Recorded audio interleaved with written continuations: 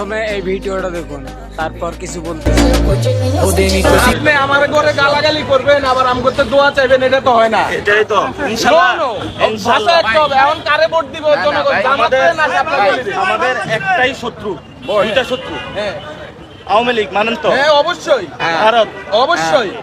এই দুইটা শত্রুর বিরুদ্ধে দাঁড়াইতে হবে এবং বাংলাদেশে একটা এখন দুইটা ইনসাফের সমাজ কায়েম করতে হবে। দুইটা শত্রুর বিরুদ্ধে দাঁড়াতে হলে আমাদের ঐক্যবদ্ধ হতে হবে। ঐক্যবদ্ধ হতে আপনি হবে যদি আমাকে গালাগালি করেন, আপনি আমাকে ভাই হিসাবে না মানেন, হিন্দু বৌদ্ধ ঐক্য পরিষদ করছে, মুসলমান বাদ দিচ্ছে। আপনারা সবাই মিলে পরিষদ করবেন, বিএনপির বাদ দিচ্ছেন।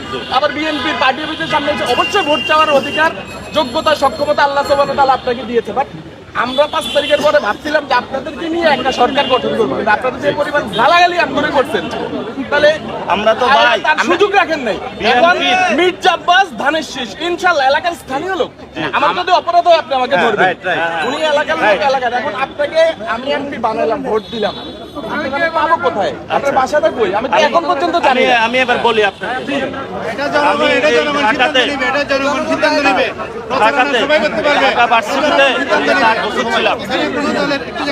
এই পুরো রোডে মানুষ ছিল না? এই 5 তারিখের আগে সবাই আন্দোলন করতে এসেছিল না? সবাই পুলিশ গুলি করেছিল না? ছাত্র দলের অনেক ভাই গুলি খেয়েছিল না?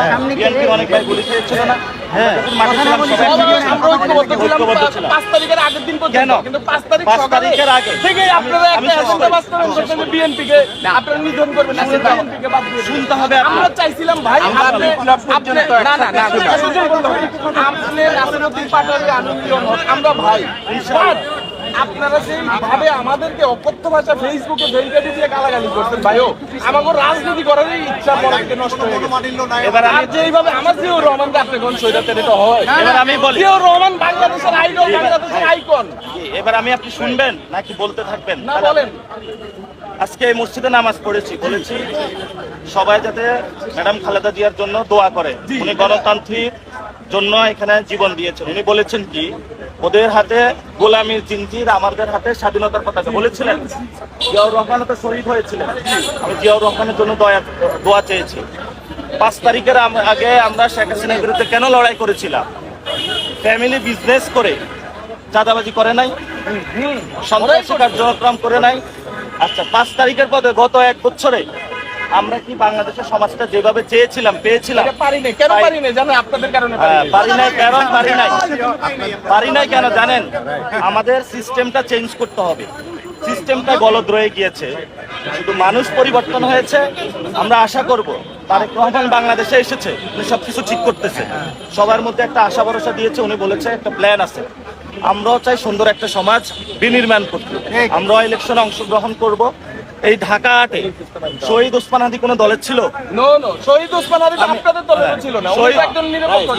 আপনারা ওসমান হাদিরও আপনাদের একক বানায় ফেলতে, তাইলে তো হবে না। ওসমান হাদির জন্য তো আমি মিছিল করছি। আমার কাছে এখন পর্যন্ত আমি আপনাকে দেখাতে পারবো। জান বিচার চান, অবশ্যই কেন নট অনলি ওসমান হাদি, ওসমান হাদি এবং মুসাফির, আমরা সবাই বিচার চাই। বাংলাদেশের যতগুলো হত্যাকাণ্ড হয়েছে প্রতিটা হত্যাকাণ্ডের বিচার চাই।